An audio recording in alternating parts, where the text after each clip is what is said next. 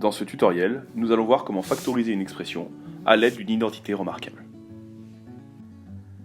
Si nous ne pouvons pas factoriser une expression à l'aide d'un facteur commun, il nous faudra sans doute utiliser une de ces trois identités remarquables que nous avons déjà rencontrées dans un chapitre précédent sur le développement.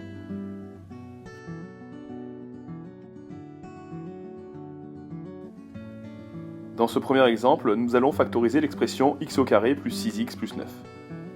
Le x au carré qui correspondra au a au carré apparaît facilement.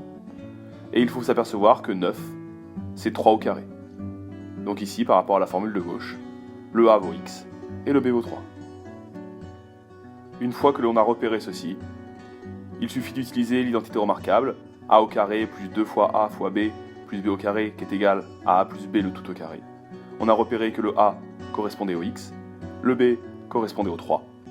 On a donc x plus 3 le tout au carré, qui est une factorisation de x au carré plus 6x plus 9.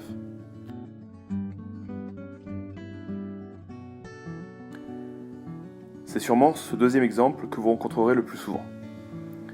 Nous voulons factoriser 25x au carré moins 64.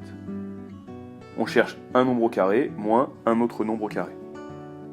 25x au carré, c'est 5x le tout au carré, 64, c'est 8 au carré.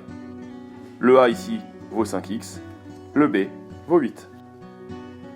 Une fois que l'on a repéré ce qui correspond au a et au b de la formule, il nous suffit d'écrire que la factorisation de 25x au carré moins 64, c'est 5x plus 8, facteur de 5x moins 8.